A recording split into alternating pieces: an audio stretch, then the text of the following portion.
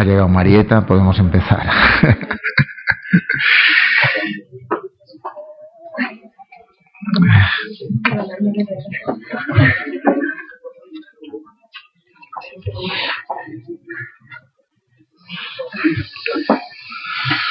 Bien, buenos días a todos y a todas.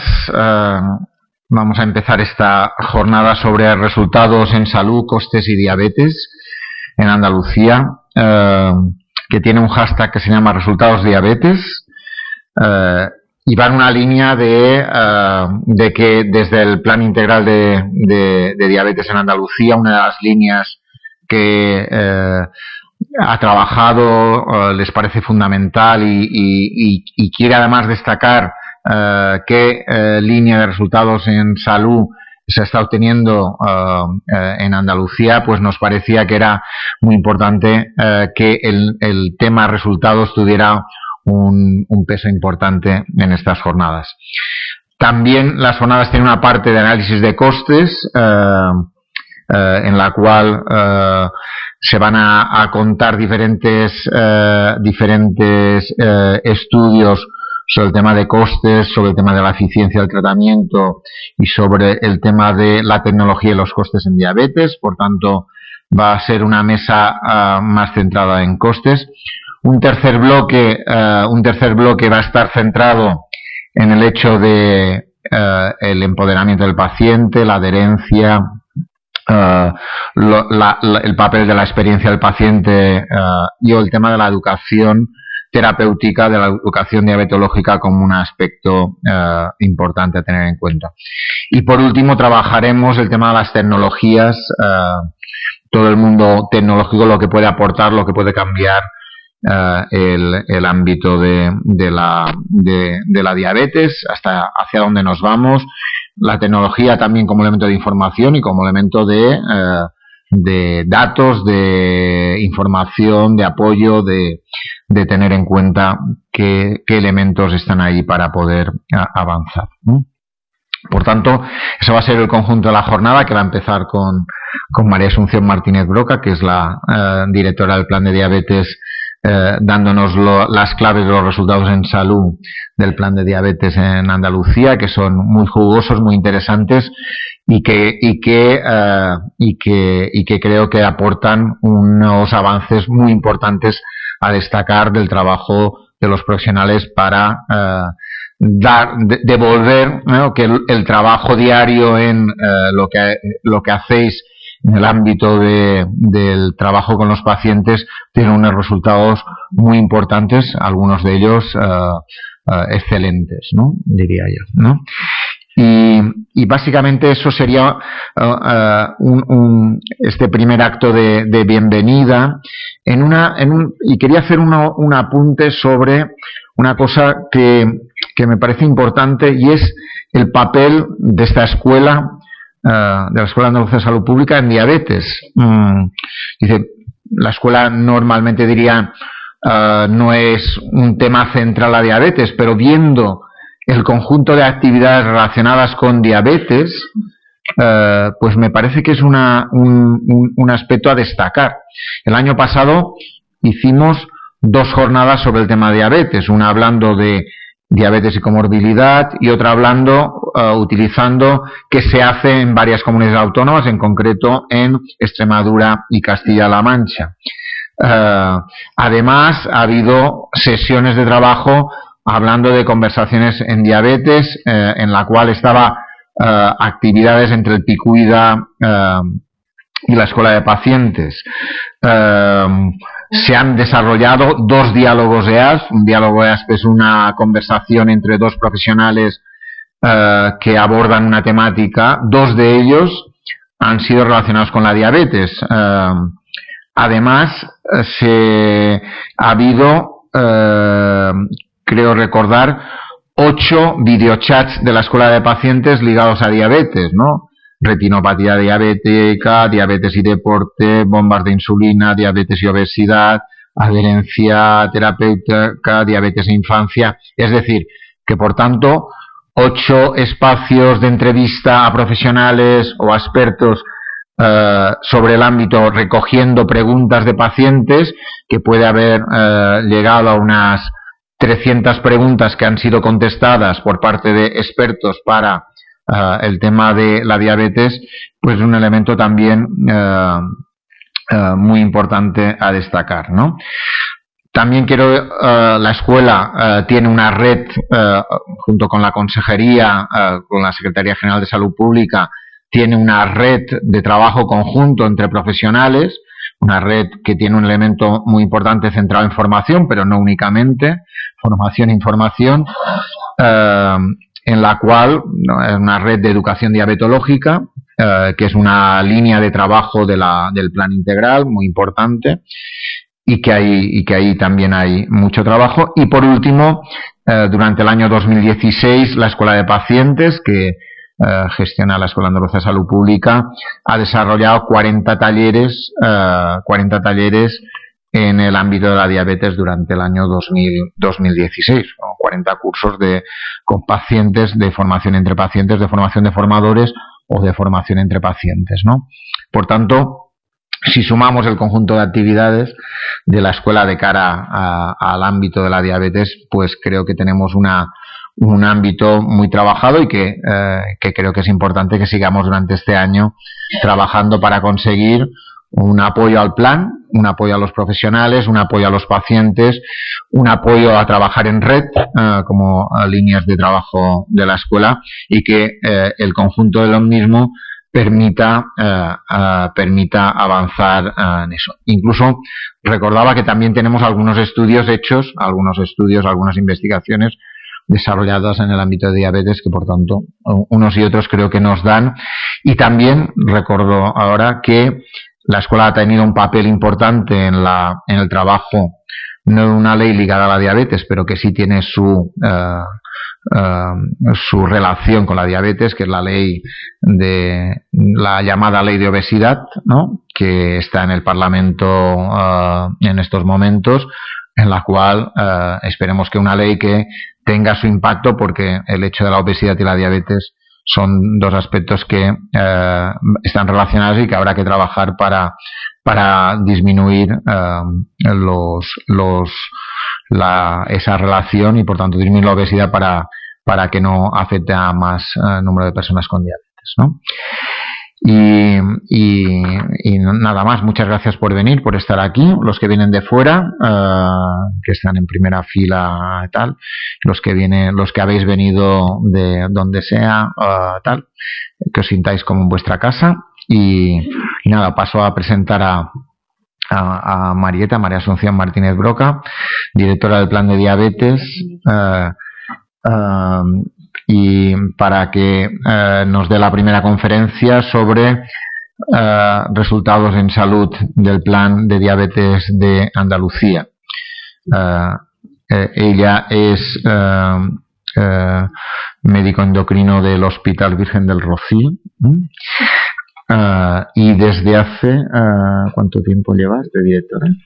Pues un poquito más de un año. Es decir, por tanto, un año pletórico de actividades, en la cual queremos seguir trabajando con ellos. Hemos dicho trabajar con los datos, he visto antes trabajar con todo el conjunto de datos que aporta el sistema sanitario y la base de datos poblacional del Servicio Andaluz de Salud, para poder ayudar a conocer mejor qué pasa con la diabetes en Andalucía, ¿no? Y en ese sentido poder avanzar mucho más.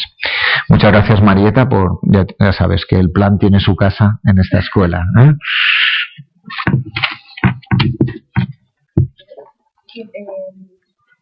¿Me puedo poner esto mejor? Sí. Es que yo me suelo mover mucho, entonces prefiero ponerme un micrófono que me permita esto.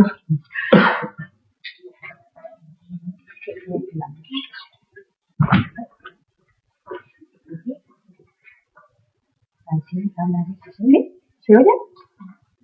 A ver, ¿ahora? ¿No? Ahora sí. Ahora sí, ¿verdad? ¿Ahí?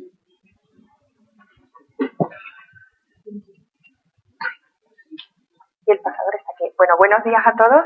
Perdonad que haya llegado con el tiempo muy, muy justo, cuestiones del tráfico. Agradeceros muchísimo que estéis aquí, porque para nosotros desde el plan, para mí personalmente, que haya tantas personas preocupadas, interesadas en la atención a la diabetes en diferentes vertientes, y esta es una de ellas, pues siempre es una alegría. Y quisiera dar las gracias especialmente a la Escuela Andaluza de Salud Pública, especialmente a Joan Carles, por siempre el cuidado, la atención que le ha prestado a la diabetes, como él mismo ha explicado, y lo ha explicado con datos que para nosotros, pues desde el plan, es siempre un apoyo indispensable. Así que, bueno, esto un poquito para empezar. El tema que se me encarga para esta primera parte de las jornadas de hoy es un tema que a mí particularmente me encanta, porque es hablar de resultados en salud, que es uno de los objetivos fundamentales de cualquier acción, especialmente de una acción estratégica como es un plan integral de diabetes, y que además yo creo que desde el punto de vista profesional es algo que tenemos que tener presente y como un elemento de mejora continua en nuestro proceso de evaluación. Creo que es bastante potente el impacto que la diabetes tiene y la capacidad que esta enfermedad tiene para reunir a profesionales de ámbitos tan diversos como los que estamos hoy aquí, porque realmente es una enfermedad que impacta. Impacta porque, como todos sabéis, pues es una de las principales causas de muerte. Se considera que está entre la sexta y séptima causa de muerte, reduce la esperanza de vida entre 5 a 10 años, es causa de riesgo cardiovascular, duplica o hasta cuadriplica el riesgo de sufrir una enfermedad cardiovascular, es además una causa reconocida de morbimortalidad perinatal, causa de complicaciones microvasculares bien conocidas, y lo señalo especialmente porque me enciende, es la palabra, ¿no? El hecho de que sea la causa principal de amputación no traumática de miembros inferiores. Y siempre que llego a este punto, pues no puedo más que sorprenderme de que en el siglo XXI estemos hablando todavía de amputaciones de miembros inferiores. Y esto ocurre, y este problema de salud es tan duro como este. Es también una causa importante de ceguera. Tradicionalmente hemos estudiado que es la principal causa de ceguera en los países occidentales. Tengo que decir que al menos en Andalucía no es la principal causa de afiliación a la ONCE, que es la forma indirecta de conocer este dato, luego lo vemos, y sí sabemos que es una causa muy frecuente de fallo renal, de necesidad de terapia sustitutiva renal. Todo esto tiene un impacto sanitario, social, tremendo, pero también tiene un impacto en costes que a ninguno se nos escapa, ¿no? El hecho de tener diabetes puede hasta cuadriplicar el coste sanitario que una persona puede recibir a lo largo de su vida. Y esto creo que justifica sobradamente la necesidad de un abordaje a este problema de salud con una visión amplia, con una visión estratégica, con una visión como es la que desde el Plan Integral de Diabetes de Andalucía queremos darle. Y este pues ha sido el encargo que me hicieron hace un poquito más de un año. Tengo la suerte de que no empiezo este camino sola, sino que hay unos raíles por los que en los últimos años se ha venido trabajando en el sistema sanitario público. Y tenemos un primer plan integral que se empezó a trabajar en el año 2003, un segundo plan integral que se diseñó en el año 2009 y hace muy poquito tiempo, hace 3 semanas, pues se ha publicado el tercer plan integral, la actualización del Plan Integral de Diabetes de Andalucía del año 2016. Para este trabajo, lo primero que nos planteamos es pues que necesitábamos saber en qué punto estábamos. Teníamos que hacer un análisis de situación. Y como he dicho al principio, al inicio de la charla, nuestro análisis de situación lo hemos hecho con una visión, con una proyección muy orientada a resultados en salud, porque es hacia donde tenemos que ir, mejorar los resultados en salud de las personas con diabetes, mejorar su calidad de vida. Y este ha sido el punto de partida de nuestro diseño de estrategias futuras. Esto nos ha permitido identificar oportunidades de mejora, actualizar estas estrategias, definir los indicadores que queremos ir midiendo, y todo esto termina con una necesidad muy percibida por los profesionales y también por la organización de la necesidad de comunicarnos, de tener una comunicación mucho más fluida con los profesionales para poder volcar toda esta información, toda esta necesidad de estrategias y también establecer una comunicación sobre los propios resultados en salud que se van obteniendo como elemento de mejora, ¿no? Pues esta primera parte es la que os voy a contar. Os voy a contar los resultados en salud que, como os digo, es el resultado del trabajo de muchos años y de muchos profesionales atendiendo a las personas con diabetes en nuestro sistema. La primera pregunta de cualquier plan estratégico es conocer la magnitud del problema. ¿Cuál es la prevalencia de diabetes en Andalucía? Para esto, pues hemos recogido la información de los estudios epidemiológicos más recientes, como es el Diabet.es, que todos conocéis, y que nos permite saber que en Andalucía la prevalencia de diabetes está en el 15,3%, superior a la prevalencia de diabetes en el resto de España.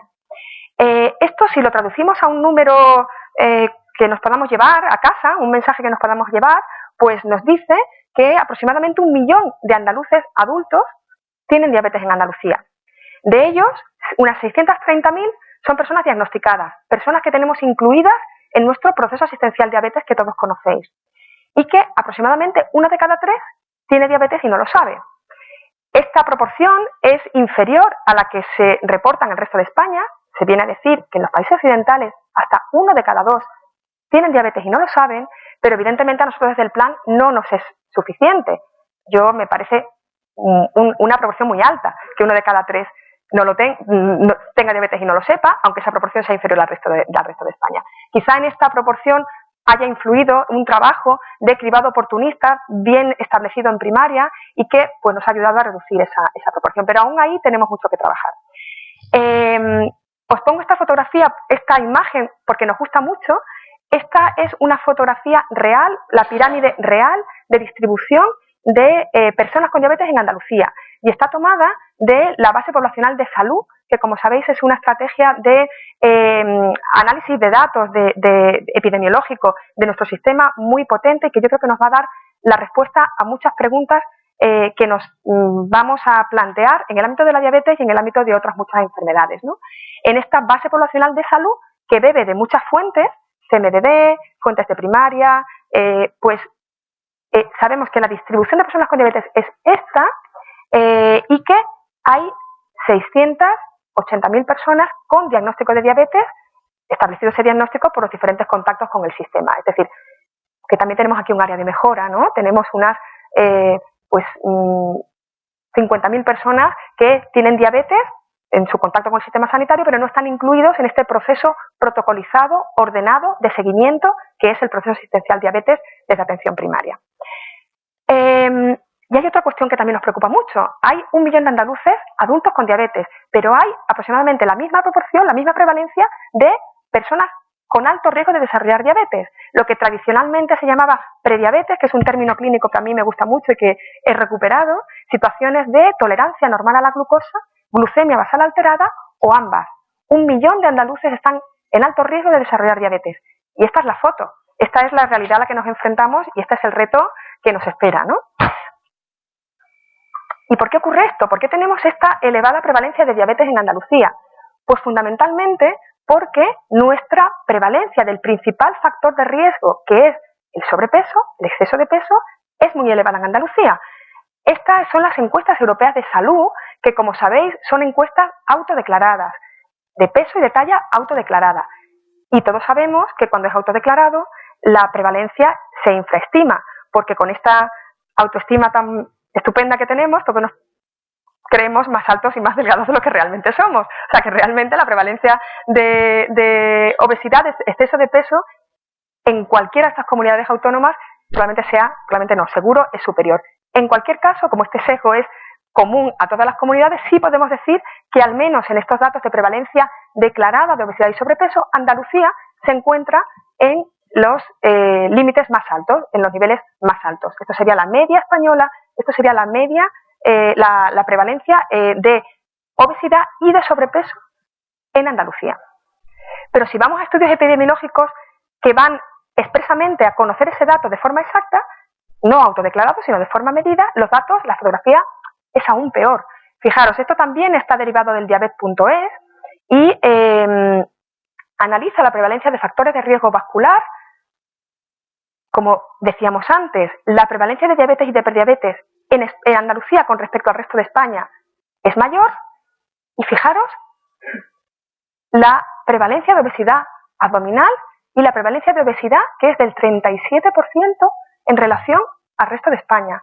Esto, como digo, es un problema importantísimo y obesidad y diabetes van de la mano y combatir la diabetes o prevenir la diabetes debe ser necesariamente combatir y prevenir la obesidad, como Joan Carles explicaba muy bien al principio de la exposición. Podemos también hacer una estimación de qué impacto supone en incidencia de diabetes la presencia de obesidad. Y este es un trabajo derivado del estudio DRECA, que es un estudio epidemiológico de factores de riesgo vascular en Andalucía. Estos datos no están publicados, pero nos permite de alguna manera conocer hasta qué punto el tener sobrepeso, exceso de peso, sobrepeso o obesidad va a predecir la aparición de diabetes en el futuro.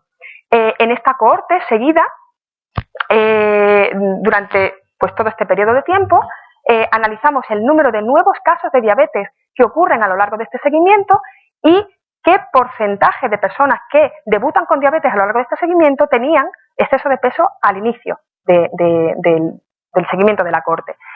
Y la conclusión es muy clara: el 90% de los nuevos casos de diabetes se dieron en personas en situación basal de sobrepeso y de obesidad, en este grupo de aquí. Y nos transmite un mensaje muy claro: prevenir la diabetes necesariamente tiene que ser prevenir y tratar la obesidad. ¿Y qué ocurre con la diabetes tipo 1? Hemos hablado mucho de diabetes tipo 2, diabetes tipo 1, ¿cuál es la epidemiología, la carga, la magnitud de este problema? En diabetes infantil, en edad pediátrica, los datos están bien recogidos gracias a un grupo andaluz, el Grupo Andaluz de Diabetes Infantil, datos epidemiológicos muy interesantes que nos permite conocer la incidencia anual y la prevalencia de diabetes tipo 1 en edad pediátrica y concluir que la incidencia en Andalucía, según los datos de la OMS, es alta. Tenemos una incidencia alta de diabetes tipo 1. Y conocemos también, y esto para la planificación es muy, muy interesante, conocemos exactamente el número de niños con diabetes tipo 1 en Andalucía. No ocurre lo mismo en edad adulta. No se conocen los datos de prevalencia ni de incidencia de diabetes tipo 1, pero ni en Andalucía, ni en España, ni en Europa, ni en muy poquitos países europeos, ¿no? La prevalencia siempre es estimada, se calcula que viene a ser del 5 al 10% de la diabetes conocida y que oscila en un rango muy impreciso de entre 30 a 60.000 adultos, ¿no? Y esto pues lo quería poner de punto de partida para que conocierais el reto al que todos nos enfrentamos, desde la planificación, desde la gestión, desde la asistencia, desde todos los ámbitos que queramos verlo, ¿no? Quería insistir mucho, y así lo hablé con Joan Carles, en contaros, en transmitiros cuál ha sido el resultado del trabajo de todos estos años en salud, resultados finales. Porque, como os decía, el punto de partida para reordenar, reorientar las estrategias de los próximos años, ¿no? La primera pregunta que nos hicimos fue ¿cuál es la tendencia de los ingresos por diabetes en Andalucía en los últimos años, en un periodo temporal largo, prácticamente en los últimos 10 años? Siempre en el análisis que vamos a hacer expresamos estos datos en relación a dos denominadores. Uno es las tasas sobre población total, el otro es las tasas sobre población con diabetes. Siempre vais a ver esta doble fotografía y luego vais a entender muy bien por qué, ¿no? Yo creo que esto es una gráfica que se explica sola, ¿no? Hay una reducción clara de los ingresos hospitalarios por diabetes en los últimos 9, 10 años. Hay una tendencia aún mayor del descenso de ingresos por diabetes entre personas con diabetes. Hacemos esta comparación porque, como os podéis imaginar, el aumento de expectativa de vida, el envejecimiento de la población, aumenta la prevalencia de diabetes. Sabéis que la edad es un factor de riesgo para el desarrollo de diabetes, luego a mayor envejecimiento de la población, más prevalencia de diabetes y, por tanto, más posibilidad de que al final el número de ingresos por diabetes sobre población total sea mayor. Pero si queremos saber cómo estamos atendiendo a nuestras personas con diabetes, o dicho de otra manera, qué riesgo tienen las personas con diabetes de ser hospitalizadas, tenemos que referirnos específicamente a las personas con diabetes. Esto nos traduce realmente cómo estamos atendiéndolas. Por eso ponemos siempre esta doble fotografía. En cualquier caso, en los ingresos por diabetes, la tendencia se comporta de la misma manera. Hay un descenso que está estimado en un 36% en este periodo. Uy.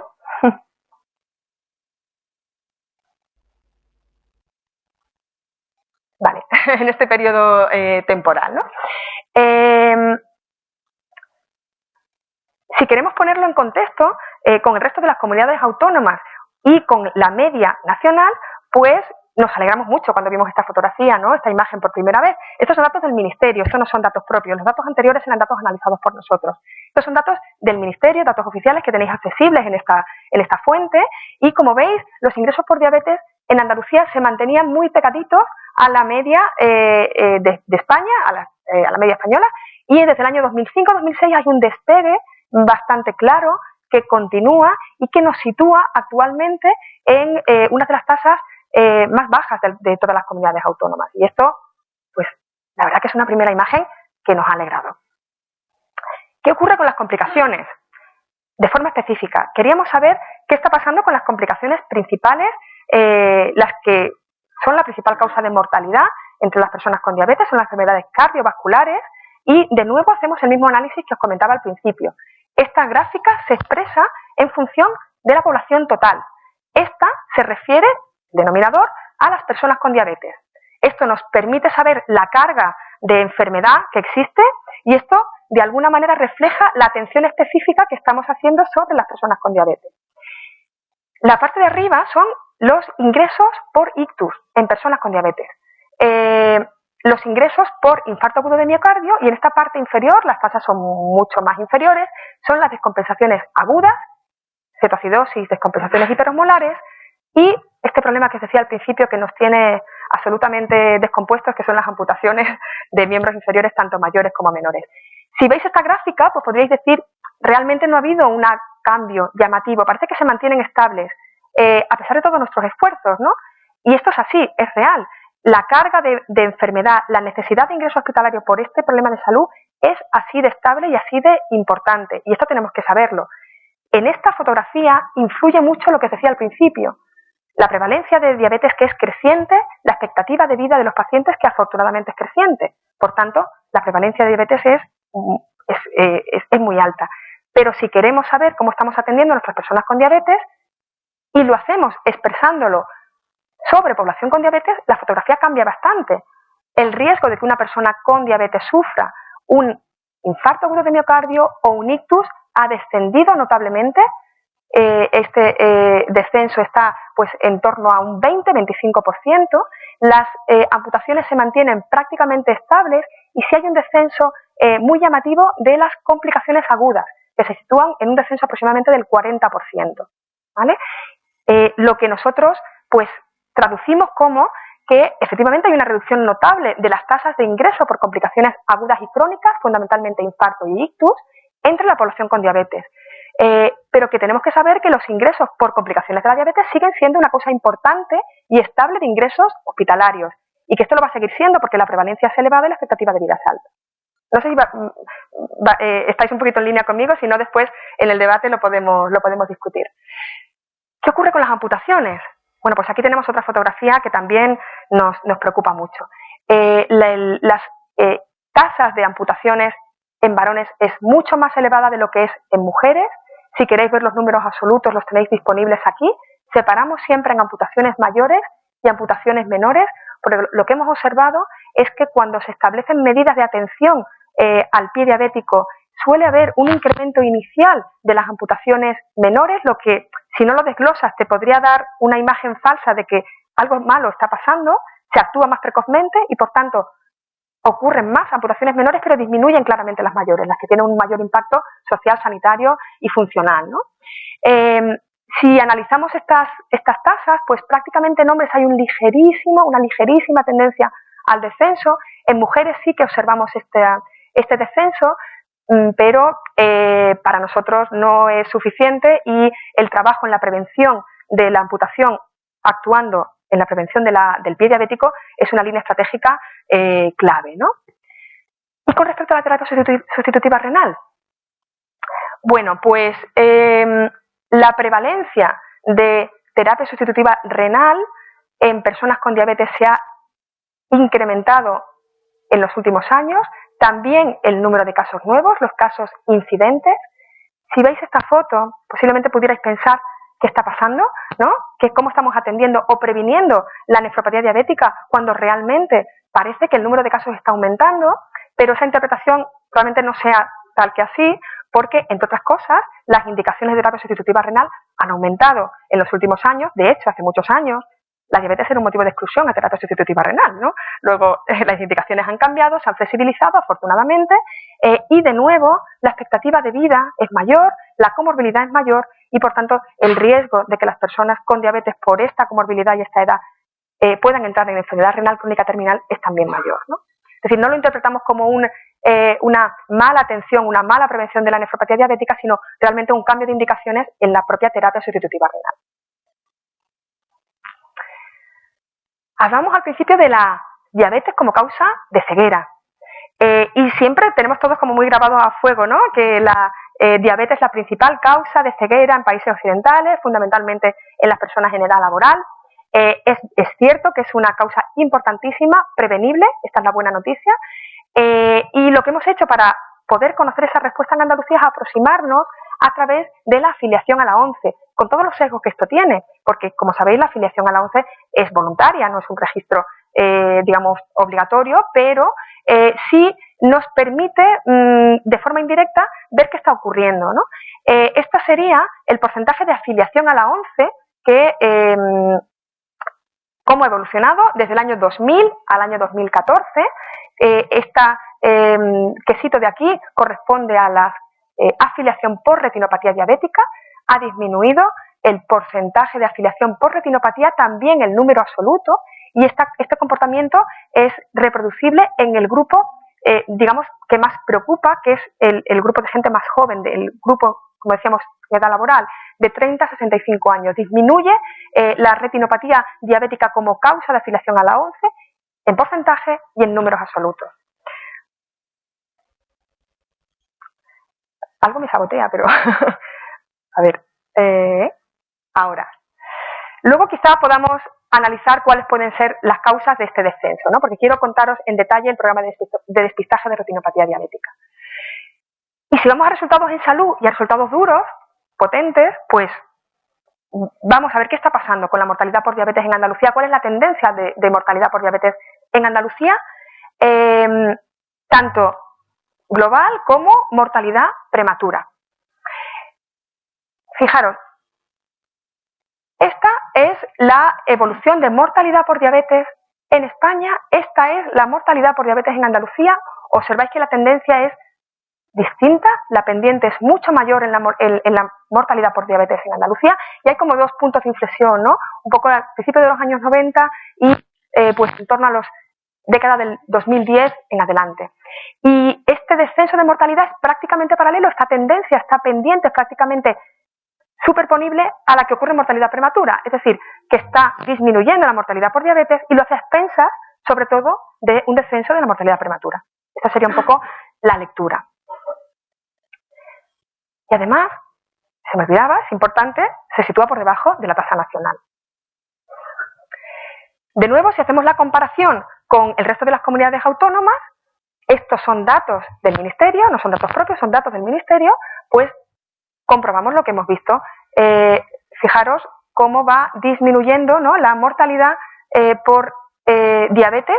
Estas son las diferentes comunidades autónomas. Fijaros también la variación, la variabilidad. Todos os estáis preguntando cuál es esta, ¿a que sí? Luego, si queréis, hacemos una ronda y a ver qué se os ocurre. Deciros que es una comunidad autónoma que tiene una prevalencia de diabetes similar a la andaluza, una prevalencia de obesidad similar a la andaluza. Ahí lo dejo. Vamos a continuar. Nos interesaba también hacer una comparación de cómo han evolucionado las tasas de mortalidad entre hombres y mujeres, porque la percepción que es real, como lo podéis ver, es que la situación era mucho más desfavorable entre las mujeres a principios de los años 90. Las tasas de mortalidad prematura eran llamativamente altas. La diabetes anula esta desigualdad que por una vez va a ser favorable a las mujeres, que es la de la mortalidad cardiovascular, y esto todos lo hemos observado, ¿no? Pues las mujeres que estaban en una situación más desfavorecida en este indicador, pues se produce una inversión a lo largo de estos años y pues actualmente las tasas de mortalidad por diabetes en mujeres se encuentran por debajo de las de los varones, y también de una forma muy llamativa ha mejorado las tasas de mortalidad prematura en mujeres, que era algo realmente llamativo, ¿no? Llamativo que ocurriera esto justamente entre las mujeres, ¿no? Como se decía, tradicionalmente protegidas, ¿no?, de la enfermedad cardiovascular, fundamentalmente.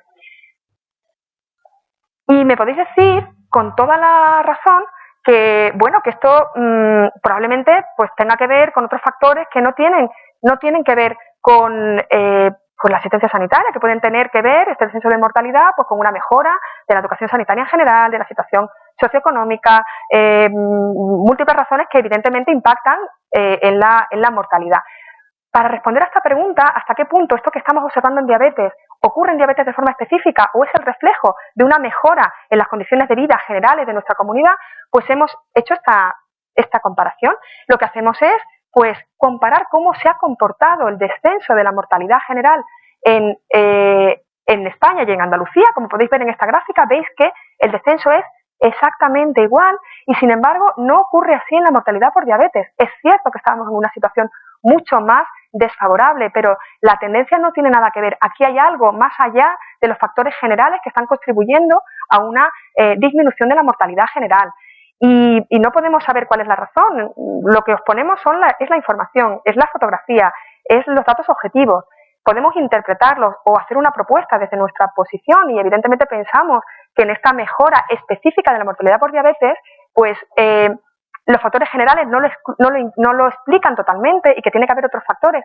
Y esto sí lo creo subjetivamente, que la organización, la atención sanitaria, la forma en que se ha abordado este problema de salud ha contribuido muy favorablemente a este hallazgo, ¿no? a estos datos.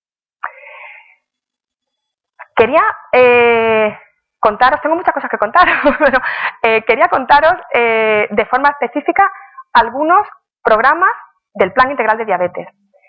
El primero es el programa de despistaje de retinopatía diabética, que yo creo que muchos de vosotros ya conocéis. El programa de despistaje ha supuesto un cambio en la forma en que se abordaba el cribado de la retinopatía diabética. De hecho, ha sido el primer programa y prácticamente único programa de cribado poblacional de retinopatía diabética con el que contamos en España, ¿no? Partía de la incorporación de profesionales de cribado en el ámbito más accesible al paciente, que es el ámbito de atención primaria, y un sistema de comunicación telemático que permitía a los oftalmólogos valorar si esas retinografías que estaban interpretando los médicos de cribado eran realmente patológicas o no y ponerlos en manos de oftalmología en aquellos casos en los que se confirmara. Este es el punto de partida. La intención es aumentar la accesibilidad al cribado y poder poner en marcha acciones preventivas, fundamentalmente panfotocoagulación, en los casos de retinopatía que lo precisaran. Esta era la estrategia de partida. El programa se puso en marcha en el año 2005 y fijaros que es un programa vivo, es un programa que ha ido creciendo año a año y que actualmente pues, nos sitúa en pues, un número de 369.000, a finales de 2015, casi 370.000 personas incluidas en programa de cribado. Es un volumen importante. Aquí hay un trabajo de atención primaria importantísimo y que ha sido la clave para soportar este resultado, ¿no? ¿Cuáles son los resultados de este programa? ¿Cuál ha sido el resultado de detección de retinopatía de esta carga de trabajo tan importante? Bueno, pues como ocurre en todos los programas de cribado, afortunadamente, la mayoría de los casos han sido normales. El 80% de las retinografías son retinografías normales. Esta es una buena noticia. Nos queda el resto de retinografías, ¿no? De ellas, de todas las patológicas, pues el 6,5% fueron retinopatías diabéticas. De ellas, muy poquitas, un porcentaje muy pequeño, correspondían a retinopatías graves o muy graves que eran candidatas a fotocoagulación inmediata y, por tanto, con un riesgo de pérdida de visión a corto plazo muy elevado. En porcentaje nos puede parecer poco, pero si lo ponemos en número, pues estamos hablando de que en todo este tiempo pues, se han detectado cerca de 2.300 personas con retinopatía grave con riesgo de pérdida de visión a corto plazo. Por tanto, yo creo que el resultado es muy interesante, son resultados muy potentes de un trabajo de muchos años y de mucha gente, ¿no? Y creo que es muy importante ponerlo en valor y sin duda se relaciona con estas evoluciones de la ceguera, entendida por afiliación a la ONCE, que os ponía previamente. Quería hacer también una nota sobre otro de los programas activos que tenemos en el Plan Integral de Diabetes, que es el programa de bombas de insulina. que como sabéis es una terapia aplicable a personas con diabetes tipo 1 bajo una serie de condiciones establecidas y prácticamente comunes a todo el Sistema Nacional de Salud. La situación en Andalucía se sitúa aquí en torno a la media española, ¿no? Estamos situados aquí en cuanto a implantación de terapia con bombas de insulina en personas con diabetes tipo 1. La evolución ha sido esta. Desde que empezamos con el programa en el 2003 al último corte que hemos hecho hace muy poquito, pues tenemos aproximadamente unas 1.500 personas con diabetes tipo 1 en terapia con bomba de insulina. Nos pueden parecer números grandes. Realmente la penetrancia de la terapia en Andalucía como en España es baja, es muy baja, y esto hay que ponerlo encima de la mesa, hay que evaluarlo, hay que analizarlo, porque alcanza un 4% aproximadamente de los adultos con diabetes tipo 1 y solo un 5% de la población pediátrica. Estos indicadores están muy alejados de otras tasas de países europeos que la sitúan en torno a un 15%, incluso el 20%, y es un tema pues que hay que analizar en profundidad y hay que ver de qué manera podemos incentivar, favorecer que las personas con diabetes tipo 1 que sean candidatas a la terapia tengan la accesibilidad a ella y las formas de beneficiarse de ella cuando realmente son candidatos, ¿no?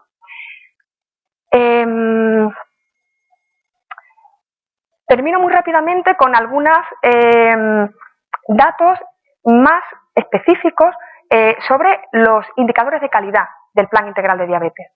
Es la forma que tenemos de hacer un seguimiento de cómo se están poniendo en marcha todas estas estrategias protocolizadas de seguimiento, a través, como os decía, del proceso, de la inclusión en el módulo de proceso asistencial diabetes. Os decía al principio que tenemos unas 630.000 personas con diabetes diagnosticadas y en seguimiento protocolizado. Este es el número de pacientes, el número de personas que se encuentran incluidas en el módulo de procesos, personas que están en seguimiento. Prácticamente la totalidad de las personas con diabetes conocidas, pero no todas. Ahí tenemos también un margen de mejora. ¿Cuáles son nuestros datos de control metabólico? Bueno, pues con la limitación que tiene el que el registro sea un registro no automatizado, sino que es un registro manual, y esto implica un sesgo de selección claro, pues sabemos que aproximadamente el 60% de los pacientes incluidos en el módulo tienen realizada o registrada, no realizada, registrada, una hemoglobina glicosilada. De ellas, pues el 80% tienen hemoglobinas por debajo del 8%. Es un dato muy bueno. A mí, tengo que decir que hasta sorprendentemente bueno, ¿no? Cosa que me hace pensar, pues, si quizá puede haber un sesgo de registro, y esto lo hago como quizá autocrítica de los datos que tenemos, quizás se registran las mejores, o a lo mejor no, o a lo mejor se registran las peores porque es el paciente que más contacta con el sistema, pero tenemos que poner este dato con una visión crítica sobre todo con intentar mejorarla. Me preocupa qué ocurre con los que no están registradas, yo quiero saber qué pasa aquí, y me preocupa no solo saber cuántas están por encima o por debajo, me preocupa qué hacemos con los que no están bien. Esto yo creo que es el pasito más que tenemos que hacer ahora en el plan. Se han establecido los indicadores que nos permiten monitorizar muy bien, pero ahora, una vez monitorizado, tenemos que decidir qué hacemos cuando las cosas no van bien y monitorizar ahora cómo estamos haciendo las cosas sobre los pacientes que necesitan una actuación extra. Nos interesa también incluir, y esto será un paso siguiente del plan, otros valores de control metabólico, no solo el control glucémico, lípidos, bioalbuminuria, función renal, son datos interesantísimos que cuando tengamos el volcado automático de las fuentes analíticas, de los datos analíticos, pues lo podremos resolver, ¿no? Nos preocupaban mucho las amputaciones de miembros inferiores y por eso la exploración del pie es un indicador que todos los que trabajáis en primaria y en hospitalaria tenemos bien interiorizado, la necesidad de explorar anualmente miembros inferiores.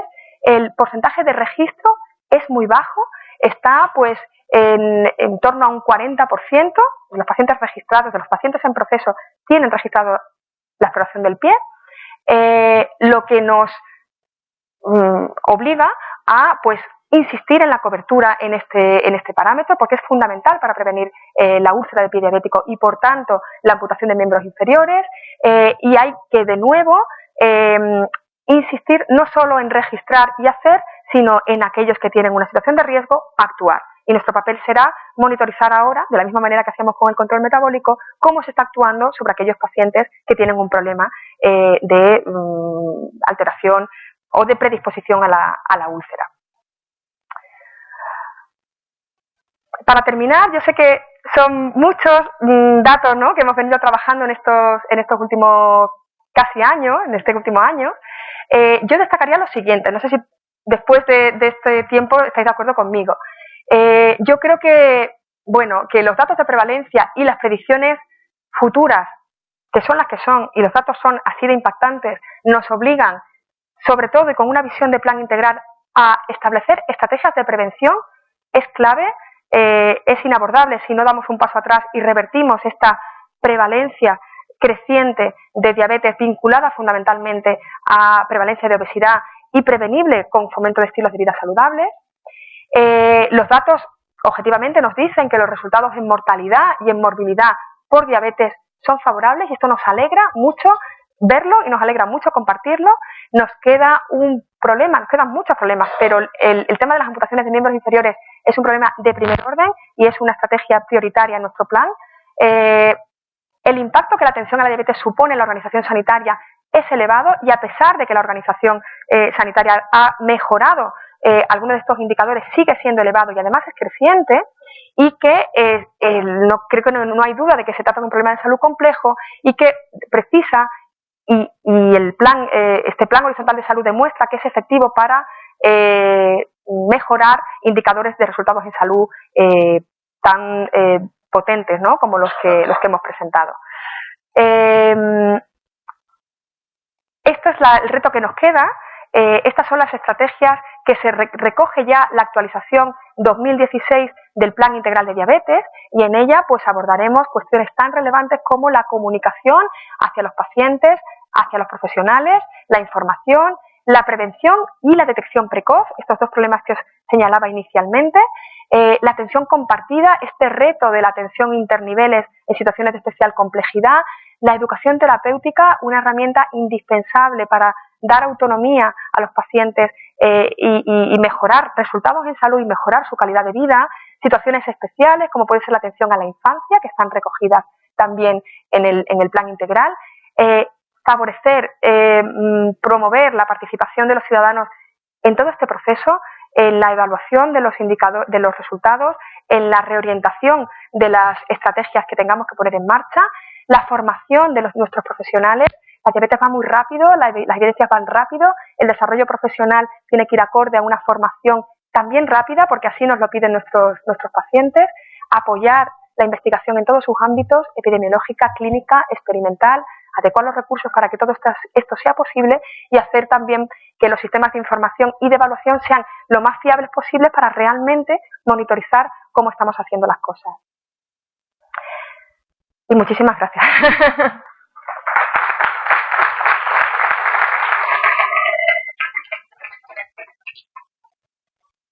¿Paso las preguntas? Sí. Muy bien, bueno, pues si tenéis alguna cuestión o alguna pregunta que queráis hacer sobre este tema, o reflexiones, o puesta en común, o lo que queráis compartir en este foro, pues estaré encantada.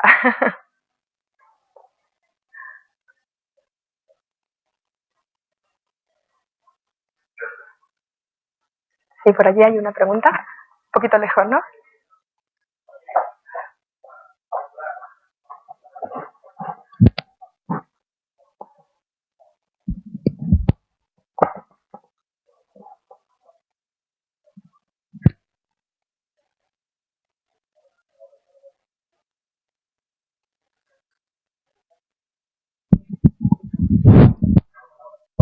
Ahora mejor.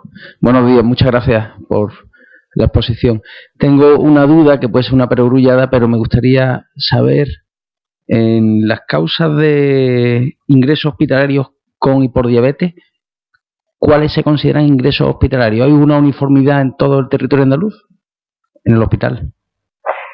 ¿Cuáles son esos criterios? ¿En base a qué? Sí, es cierto que muchas de las datos que explotamos de CMDD vienen basados en codificaciones establecidas.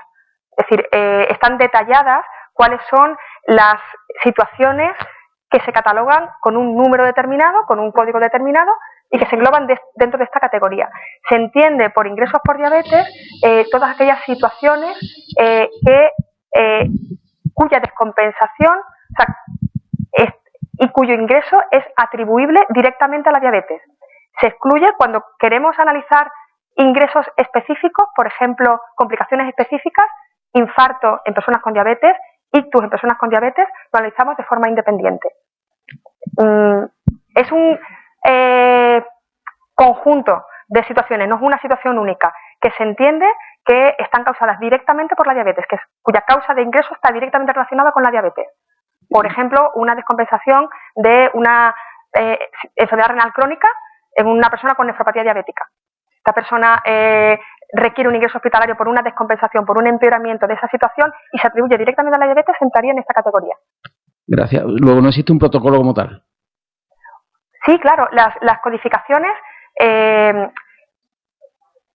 los diagnósticos por los cuales los ingresos, las personas salen del hospital, se codifican en base a una definición a priori que es común para todo el territorio nacional. Quizá me explico de otra forma, quizá. En la puerta de urgencia, ¿cuándo se decide si se ingresa o no? ¿Hay un protocolo para ello específico que se uniforme en todo el territorio andaluz? Bueno, sí, claro, hay los criterios de ingreso hospitalario, los protocolos clínicos de manejo se aplican en cada uno de los centros hospitalarios, claro. Hay una serie de situaciones de ingreso que están establecidas, sí. Vale, bueno, se podría trabajar en un protocolo único, quizás. Puede haber alguna variación, pues a lo mejor hay hospitales en los que hay dispositivos de apoyo que permiten un seguimiento ambulatorio más estrecho, que a lo mejor en otros hospitales precisan un ingreso. Ahí puede haber alguna diferencia, ¿no? Vale, gracias.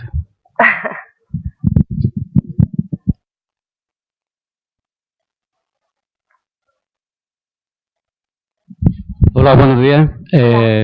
Soy enfermero de atención primaria y estamos un poco en la línea del plan integral.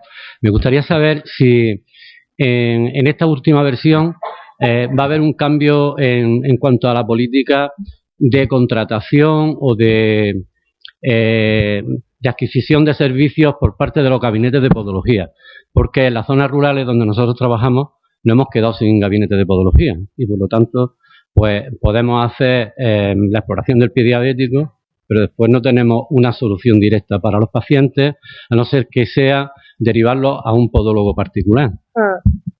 Esa es una muy buena pregunta porque nos ha preocupado mucho desde el plan.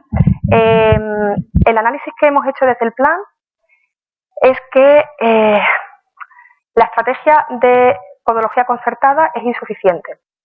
La cobertura a las personas con diabetes es prácticamente anecdótica y creo que hay que hacer un giro en la forma en que hemos, digamos, propuesto esta cobertura podológica en prevención primaria no es adecuada. Es un punto que tenemos ahora mismo en revisión porque esto es una conclusión de los datos del plan, que realmente el abordaje es insuficiente. Tenemos otro problema. No es excluyente, o sea, no es que una cosa quite la otra. Y es que la medida más eficiente para prevenir la amputación de miembros inferiores es la atención multidisciplinar y precoz a la úlcera de pie diabético. No quiere decir que una cosa quite la otra, pero que tenemos que trabajar en esa doble vía, en esa doble línea. Por una parte, trabajar en prevención y por otra parte, trabajar en atención precoz. Ahí se abre también otra posibilidad para la incorporación de podología a las unidades de atención al pie diabético, que es una de las estrategias del plan.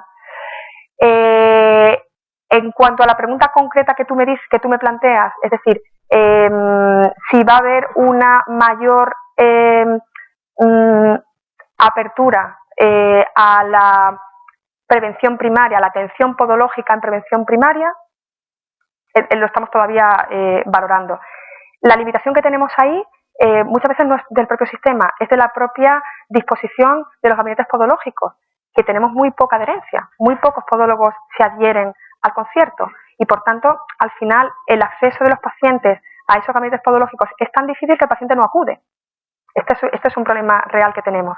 Hay que reorientarlo, y estoy de acuerdo contigo, no nos está dando una respuesta. Tenemos que encontrar la atención preventiva que pueda prevenir la úlcera de una forma más eficaz y valorar en qué posición también debemos incorporar a los profesionales de podología de la forma más eficiente posible, porque tal como estamos ahora no acaba de darnos respuesta. La respuesta no es suficiente.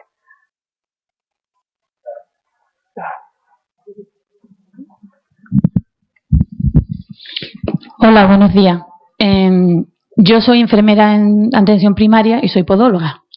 Y referente a lo que dice el compañero, más que adscribirse a centros de podología, yo creo que el podólogo se debe integrar igual que se integró el dentista, porque a la larga reduciríamos muchísimo los gastos. Y ya no estoy hablando solo de la diabetes, hablo de los papilomas, que generan muchísimos gastos en quirófano y muchísimas curas de enfermería, o sea que podíamos ayudar en mucho.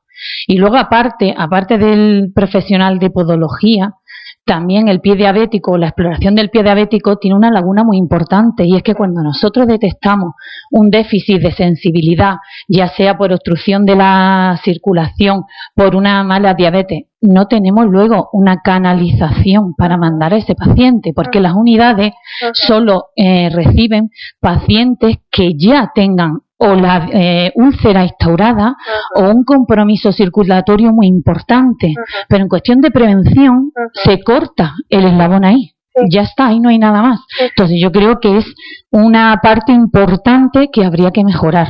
Muchas gracias. Sí, estoy totalmente de acuerdo contigo. Verás, no podemos, es decir, cuando planteamos el problema de amputaciones con este impacto que es el que tiene, tenemos que trabajar en la atención a la lesión cuando ya está, y esto hay que hacerlo rápido y bien, pero por supuesto dar un paso atrás y trabajar en la prevención. Mucho en la exploración del pie, mucho en la educación terapéutica, ahí hay un elemento fundamental, los cuidados de los pies son el elemento clave para prevenir la ulceración, pero cuando hay un problema de biomecánica o un problema de otro tipo, tenemos que ser capaces de habilitar la respuesta. Quizá ahí no sea necesaria la respuesta directamente en la unidad de pie diabético, ahí podríamos buscar qué tipo de respuesta, a lo mejor un acceso rápido para una corrección de la alteración de la biomecánica del pie en unidades de rehabilitación cuya canalización es complicada desde atención primaria o insuficiente o incluso muchas veces nula, pues podría ser una vía, pero está totalmente en la línea que hemos identificado en el plan, trabajar en la atención y trabajar mucho en la prevención.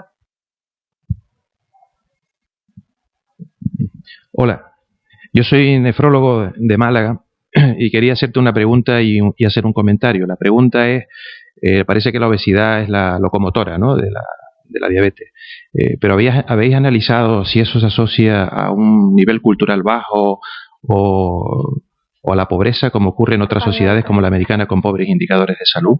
Y el comentario que te quería hacer en cuanto al incremento en la incidencia de la nefropatía diabética, estoy parcialmente de acuerdo en que ha sido por una amplitud en los criterios de diálisis, ¿no? La edad media de los pacientes que entran en diálisis es 65 años, pero también se ha ampliado este criterio para otras enfermedades tan prevalentes o más que la diabetes como la hipertensión, y no ha crecido, ¿no? Y además de eso, hay una gran variabilidad en cuanto a la incidencia de nefropatía diabética, no solo entre las provincias andaluzas. Por ejemplo, Cádiz tiene una incidencia muy alta, el 30%, frente a un 20% en Almería, sino que hay una gran variabilidad entre las comunidades españolas, ¿no? Por ejemplo, en Asturias, ahí está Alfonso, que después lo corroborará, es muy bajo, a pesar de que la edad es alta, de 65 años, pero en Canarias es un desastre, el 60%, ¿no?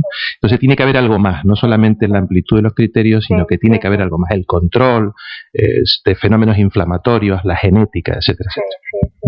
Sí, bueno, pues muchas gracias por tu pregunta y por los comentarios, ¿no? Porque, muchas de las interpretaciones que vamos haciendo son también al hilo de la participación de otros profesionales, entre ellos, pues, nefrología, para poder explicar lo que vamos viendo, ¿no? Y esta apreciación que tú haces, además de el aumento de las indicaciones, el aumento de prevalencia, pues, es muy, muy oportuna, ¿no? Con respecto a la primera pregunta, sin duda, uno de los factores de riesgo para el desarrollo de diabetes que se establece en el diabetes.es y en otros estudios epidemiológicos, concretamente en el diabetes.es, es el bajo nivel de estudio. Fue la variable que se midió. Hay una brecha social en la obesidad como la hay en la diabetes, y van de la mano. y impacta, afecta especialmente a la población más desfavorecida. Y esto tenemos que tenerlo en cuenta también. No lo he puesto en la presentación, pero es algo que está presente a lo largo de todo el plan porque es la población más vulnerable. Y sin duda, en este caso, el bajo nivel de estudios, que va asociado a un nivel socioeconómico más bajo, pues es un elemento que está presente. Otro punto que ha señalado también muy interesante es la variabilidad. La variabilidad en resultados en salud. Esto no ocurre únicamente en la nefropatía diabética, como bien has comentado. De hecho, no hemos analizado la nefropatía diabética porque no teníamos información para pormenorizar esto. Lo que hemos hecho es la aproximación de terapia sustitutiva renal, que hay unos muy buenos registros autonómicos para poder analizar esto, pero cuando desagregamos por provincias, por distritos, nos llevamos la sorpresa y la también preocupación de que hay una variabilidad en resultados en salud muy importante. Y esto ocurre en todo. Mortalidad prematura, cualquiera de los indicadores que estamos viendo, ¿no? Luego, una misión del plan y uno de los objetivos del plan que está recogido es disminuir la variabilidad en resultados en salud. Y esto tiene que venir de la mano de una disminución de la variabilidad en la práctica clínica y de una mayor accesibilidad de los pacientes a todos los recursos que vamos poniendo de la mano, ¿no? Entonces, puede haber factores de otra índole, ¿no? Pero los que tienen que ver con la organización sanitaria nos corresponden, ¿no? Nos corresponde ver si hay variabilidad por mala accesibilidad, corregirla, por variabilidad en la práctica clínica, corregirla. Y en nefropatía diabética o en terapia sustitutiva renal ocurre en otros indicadores de resultados de salud muy duros, ¿no? Por cierto, la comunidad que estaba por encima era Canarias. No me lo habéis dicho. Bueno, yo lo que quería preguntar, soy enfermera en atención primaria. Cuando nosotros derivamos para que le haga una revisión el podólogo porque hayamos encontrado algo en el pie diabético, por lo menos en mi centro no estamos teniendo respuesta del podólogo. No sabemos cómo tenemos que seguir, si tenemos que enviarlo a vascular o simplemente vienen los que sí, que estoy bien, pero no nos dan un informe ni sabemos cómo tenemos que seguir con ese paciente. ¿Qué han visto si ellos han encontrado algo? Espérate, hay que tener en cuenta que además de la limitación en el acceso que comentaba el compañero, la cartera de servicios de los gabinetes de podología concertados es limitada. Es decir, la cartera de servicios concertada se refiere a quiropodia y uña encarnada. Son las dos prestaciones que ofrece la podología concertada.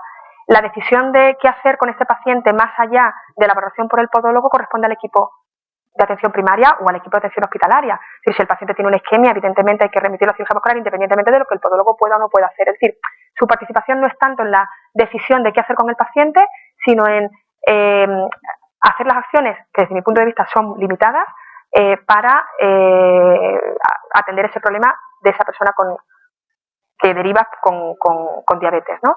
No te van a dar la respuesta de necesita pero tampoco es su función. Es decir, no es la función del podólogo orientar la vía del paciente, sino su función es concretamente quiropodia y uña encarnada. Estas son las funciones que están concertadas y suficientes, desde luego. Sí, estoy de acuerdo, verás. Hola otra vez. Ay, no, primero, ¿quién me habla? Hola, soy yo. Ah, hola. En el Fondo Sur. Ya te veo. Primero pedir disculpas porque no me he presentado antes a Joan Carles y a María. Soy Miguel Díaz, médico de familia en Torrequebrada. Antes no lo dije. Bueno. Es una reflexión sobre la hemoglobina glicosilada. Sí. A fecha de hoy, todos intentamos hablar el mismo idioma y llegar a un buen resultado. A fecha de hoy aún no está muy claro dónde hay que registrar informáticamente. Entonces, una de las cosas fundamentales es registrar para obtener un resultado bueno o malo, el que sea. Se puede registrar en la hoja de problemas, se puede registrar en la bomba, se puede registrar en la hoja de constantes, se puede registrar en el proceso, se puede registrar, y a fecha de hoy todavía en mi centro de salud hay discrepancia de dónde se pone. Entonces, con una instrucción muy sencilla ahorramos tiempo y sacamos buenos resultados, o los que tengan que ser.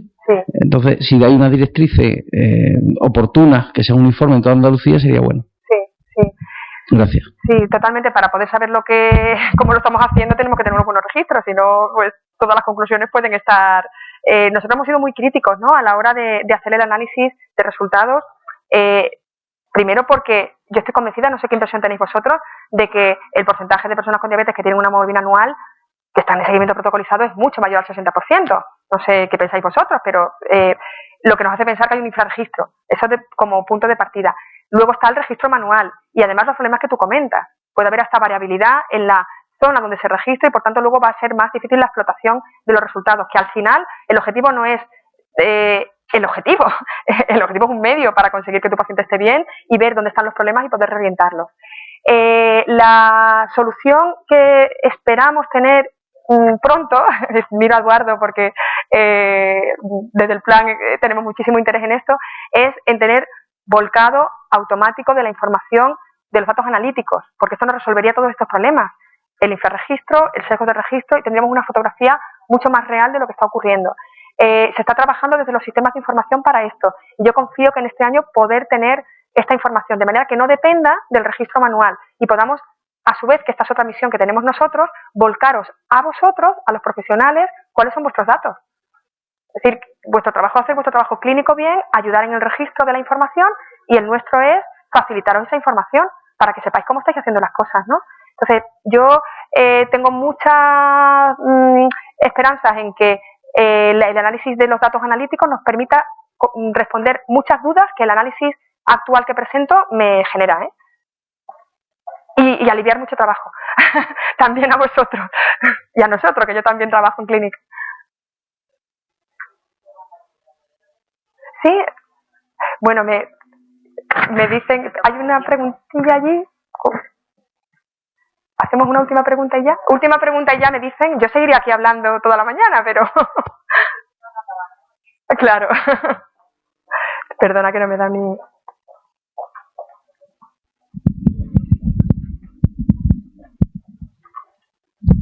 Buenos días. Bueno, en primer lugar, darte las gracias por la charla. Y escuchando a los compañeros y escuchándote, la verdad es que los datos son muy interesantes. Pero ¿cómo se traslada todo esto al paciente? Yo hablo desde el punto de vista de nieta, esposa, hermana de diabéticos, con problemas de sobrepeso, en fin, todos los datos que has dado, con todos los problemas habidos y por haber, con ingresos, con altas, con... ¿Cómo se traslada todo esto al paciente para que lo entienda? Desde el punto de vista preventivo. Es decir, no solo datos. Pues, por ejemplo, yo a día de hoy no he visto una formación y un lenguaje normal, no tan técnico, a veces demasiado técnico, para que el paciente lo entienda. Y el tema formativo de concienciación y demás, siempre desde el punto de vista preventivo. Es decir, bueno, ya lo tienes, pero es probable que o tu hijo o tu hermano sea uno de los casos que lo es y no lo sabe. O a día de hoy no lo sabe. ¿Qué tipo de seguimiento, de control se hace sobre eso? A ver, yo creo que aquí hay un elemento que va más allá del plan de diabetes y que tiene que ser una estrategia transversal a todos los planes de salud, que es el fomento de estilos de vida saludables. Y esto incidir especialmente en la población de alto riesgo, en nuestro caso, de desarrollar diabetes. Los mensajes aquí son muy claros. Hay dos pilares fundamentales. Uno es el fomento de la dieta mediterránea. Es decir, que cuando dices cómo trasladar de forma concreta, la forma concretísima de trasladar esto es el fomento de estilos saludables como herramienta de prevención, y dentro de ellas fomentar la dieta mediterránea. Hay herramientas para valorar la adherencia y hay herramientas para, desde atención primaria o atención hospitalaria, fomentar la adherencia a unos patrones alimentarios sanos, que son los que se han demostrado que reducen la mortalidad cardiovascular. Y por otro lado, el fomento de la actividad física. Este es el otro pilar fundamental del fomento de estilos de vida saludables para prevenir la obesidad y para prevenir la diabetes. Luego hay una serie de estrategias digamos, asistenciales que están ordenadas en el proceso asistencial diabetes y que ya forman parte de la asistencia. Pero si me preguntas desde la prevención, desde los profesionales sanitarios, pero también desde todos los ámbitos, no solo los sanitarios, hay que trasladar este mensaje a la población, que hay que cuidarse. Bueno, yo creo que con esto sí, cerramos, porque si no, no dejo hablar a los que vienen detrás. Muchísimas gracias por vuestra participación y, bueno, ya sabéis dónde estoy para lo que necesitéis.